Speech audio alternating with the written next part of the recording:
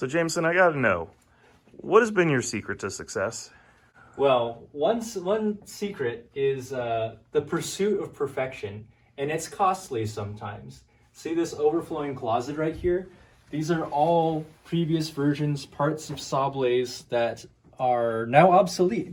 They're either damaged or they don't fit anymore for one, sometimes a minute change, which affects drastically how everything is going to go together. Let's see, if I grab a random piece here, do I have a story? Oh, yes. We mount our plow bases, those things in the background over there. They're actually held in with shock isolating center bonded mounts right here. And these plates are aluminum themselves, so we have a replaceable steel nut inside of them. And this older version, we tried to save a little bit of cost on by using some off-the-shelf component. They end up being damaged pretty frequently for every single major hit. Like a spinner would hit it, the bolt might be fine, the plow would be fine, but this nut would just get mangled and stuck, and it was really annoying to work on.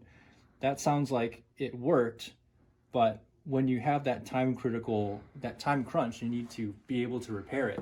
Sometimes battles are won and lost in the pits, and if we can't take the plow off to fix something, we're wasting maybe hours at a time trying to take the robot outside, cut these things off, ended up becoming such a pain point that we made custom nuts this season that would be able to stay into the frame better. They would resist the torquing so that we could really attach them very well. That's just one small example just in this piece right here, and that changes how the interface is going to be. Another big one, a two-wheel drive control robot needs to have a reliable drivetrain, and we loved these wheels. They have excellent grip, they're foam filled so they can take a lot of abuse, but some aspects of them, they come apart pretty easily. The center hub is aluminum, it has a steel bead like most go-kart tires would, and that's a catch point. Actually, in our season 6 fight, when Witch Doctor ripped the whole wheel clean off, you can see that their tooth actually grabbed inside the hub. It latched onto the steel bead and basically tugged on it. The wheel ripped on the aluminum hub here, and the whole thing came off as one big unit. That drive side still worked. We just didn't have a tire on it. So we still have a few of these, but bringing that reliability, those small changes to our new wheel system this year, the Brazil tires, has been instrumental to the reliability of the robot, being able to drive it around, control it, all those little things. There's no issue too small to address, and all those small changes. That's what makes SAWBLAZE successful. I see you have a mini-me. Yeah. What is this little guy? Well, this is a 30-pound robot. Its name is MegaTRON. It's built to be a small version of SAWBLAZE, or SAWBLAZE is a big version of MegaTRON. Which one is which? It's hard to tell. They iterate off of each other all the time, and this is how we kind of get those rapid changes, those improvements so quickly into the robot. Obviously, building things for SAWBLAZE is way more expensive than building them in the small scale. The 30-pound weight class can still be pretty expensive, but it's definitely a lot cheaper. And the competitions that happen for the smaller robots are much more frequent, and you run into a lot of the same opponents. The design, the meta, so to speak, doesn't really change that much. So people will know, fans will know, MegaTRON has fought Emulsifier like 4 times. So we've gotten really good at beating each other up. And it's been good practice against fighting a really dangerous vertical spinner. So Builder Blog, we got something extra special for you today. This is a genuine chunk of SAWBLAZE. It is from the Hypershock fight. We know it because Hypershock signed it himself. That's the exact width of his blade as it carved through this armor piece of SAWBLAZE. Man, you can even see through it too. So what do you call this part, Jamison? The informal name are the cheeks. Oh, to turn the other cheek? I guess I've never thought of it like that. That way the swelling is even. Yeah, you can see how deep the bite was on the bottom. Wow. So I believe this was the hit that flipped us over in the beginning of the Hypershock fight. Because they got really good purchase right here. Actually, it hit so hard, it turned the UH&W into molten plastic flakes. That is one of the most amazing things about looking at some of the damaged parts, is just seeing how the different materials react to these huge amounts of energy. Because picture enough energy to lift a 250-pound robot and throw it in the air. Now concentrate all of that at one point. 7. Okay, that's just the time though. The signature you can do in the front. Yeah. Okay. All right, Builder Blog. If you want to win a genuine piece of SAWBLAZE here, we need you to leave a comment about what you learned about robot building here in today's video. So please remember to like and subscribe, because this is going to go to one of our subscribers. Just leave a comment on what you learned about robot building today.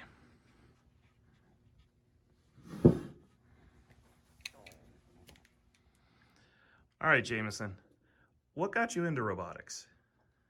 Honestly, I saw BattleBots, the TV show. I think a lot of people probably share that story as well.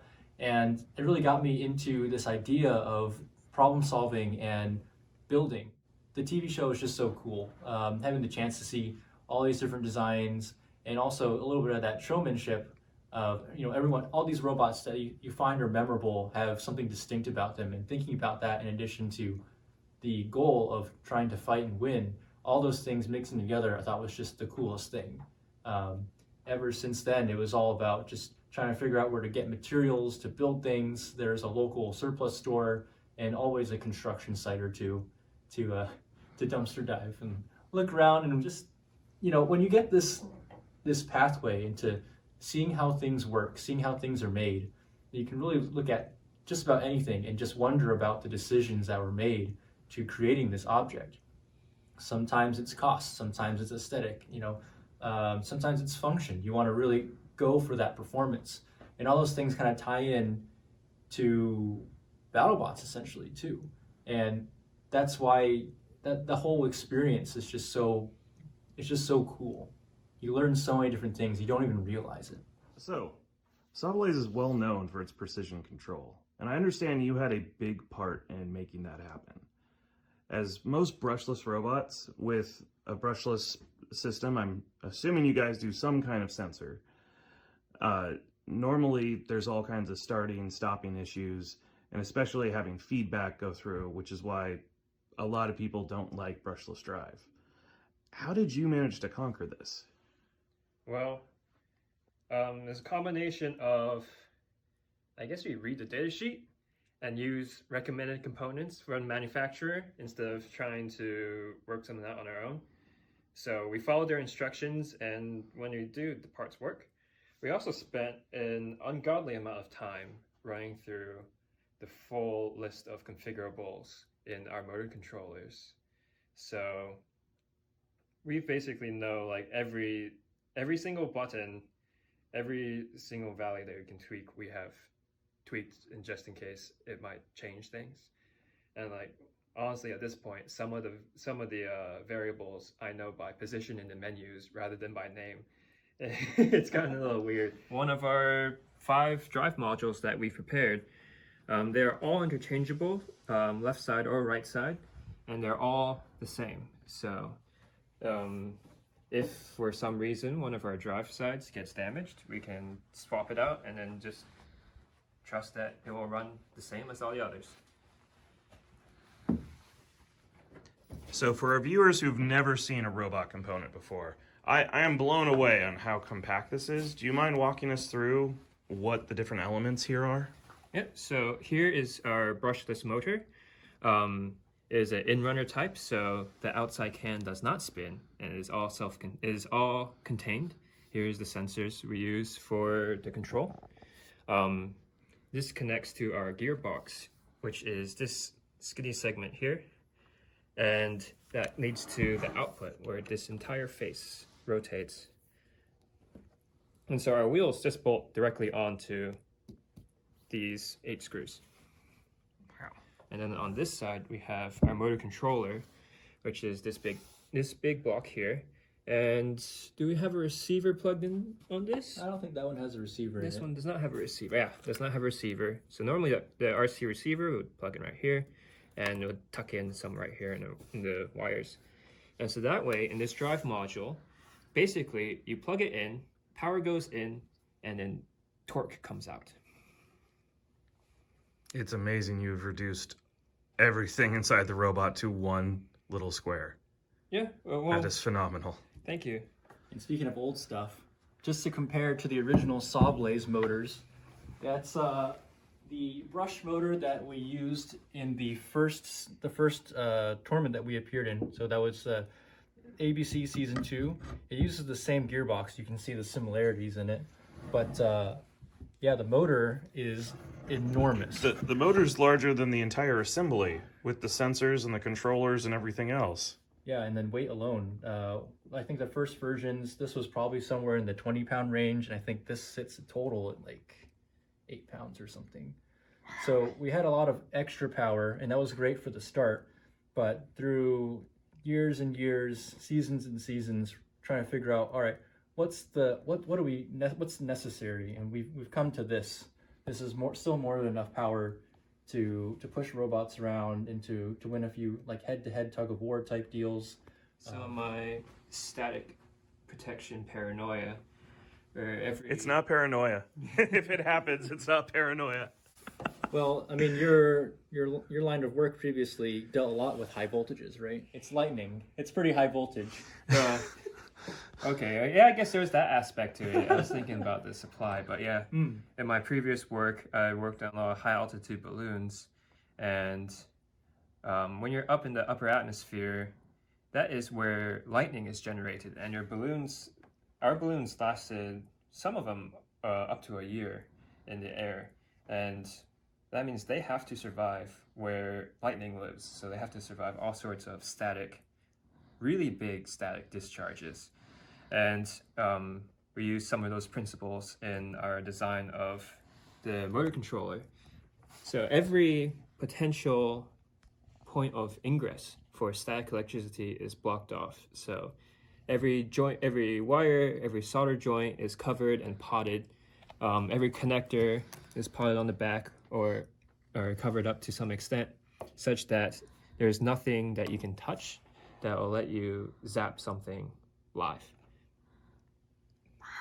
Even the heatsink. This heatsink is anodized aluminum, so that is normally resistive, but if this heatsink gets scratched, that will be a direct line to the inside of the motor controller. So we've even coated the inside of the controller with potting compound to protect the delicate internals.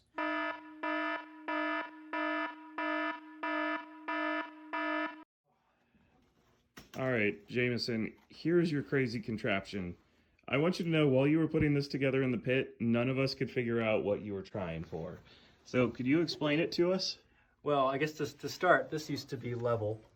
This little piece right here. You know, everyone keeps talking about, oh, how do you beat XYZ robot? Just go around them. Like, it's so easy to do. Why don't you just hit the sides? Why don't you just hit the back? Yeah, just go for the wheels. It's not easy to do. So we kind of went in a different direction. They want to hit us with the weapon. What if we just tank it and see what happens? That didn't work when I did it. It's I mean, sometimes with this thing object right here. Let's get that out of the way. This is the horizontal wedge welded in the air. So this is a big piece of steel. It's meant to take hits from big robots like Gigabyte, Tombstone, any of the big horizontal spinners. And we're just gonna throw it right in the air against the vertical spinner. Hugest weapon, because of its, you know, it's also optimized, but because of the size, it's not the heaviest bar in the competition. So if it gets to speed, it'll do a lot of damage. But if we can get in there and tank the hits, slow it down, get in really close, then we can hit back. And I think that's our only chance. We know the wheels are pretty indestructible. We need to hit the body. So that's basically what this is meant to do. It's a horizontal wedge put way out in there, estimated for variations in bar size they can have. I know they have the short bar, they have the really big bar. So we picked this kind of middle of the row thing, which is like, all right, they switch to the short bar. They can't skip our wedge and just go straight for the middle pulley again. If they're gonna hit this, they're gonna feed this right into them. And these things, the extended eyelashes, are to hold the body. Most robots, when you stall Huge's blade, because they're so low, they just drive right underneath it. And Huge just rolls right over them, they spin up their blade again, and they're really hard to catch. So these just are meant to just hold the body in place. Their blade will probably end up somewhere in here. And we'll just push their body around and then get them to a point where we can hit them back. This is also happens to be where our blade goes. And because the wedge is in the air, we usually have a feature that allows the blade to clear. Well, it doesn't clear anymore. So some amount of them hitting us and we hit ourselves, we kind of broke this in half. So, but did it still perform the function? It certainly did. We were able to keep all the hits off of the functional parts of SAWBLAZE, and we were able to hit back parts that maybe they weren't expecting us to hit. The first hit that we delivered, I think we got both their weapon pulleys on one side. Correct. So Yeah. already reduced to 50% spin up time, which allows us to get in there and capitalize even more. The spin up time is reduced.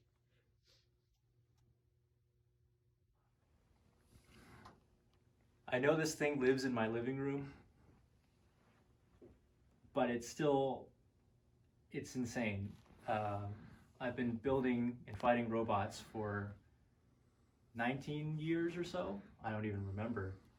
And that's always been like the ultimate goal, is to, someday maybe have a giant nut. And now that it's here, now it's our giant nut. It's like, it's incredible. I just, I'll tell you what it means. It's the culmination of this sort of hard work. I would say it's a lot of development, personally, development as an engineer and as a person. There's the obvious stuff, the engineering aspect that goes into, oh, I know how to do things slightly better every year. That's great. But the stuff that really made us successful is not just the design aspect, but I think a lot of the prep work that went into it. And that goes to my team for kind of knowing how and what to do. I can't really take credit for being like a leader, because I think that everyone was just so self-motivated to achieve this goal that we really did it together. But being organized in that sense, putting together a great team, motivating everyone to the goal, it feels like I've kind of grown up from a kid to an adult, or like a manager or a leader or something. So this is, when I look at the giant nut now, it's kind of what it means to me. It's like, I've made it, and I'm sure that it means something different to each one of my teammates as well. And Aaron, what does the giant nut mean to you too? I think it's pretty cool. On the spot. I figured it's coming, so I was trying to think of something. I was like, uh-oh.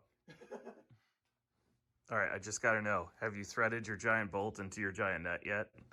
We actually have not, because it was shown on the Skorpios builder blog that they do thread together. And a thing that we had happen many times this year is galling of the nuts and bolts together. And this is aluminum, the bolt is aluminum. We were really worried about them getting stuck. So the question has been answered. I don't want to try it.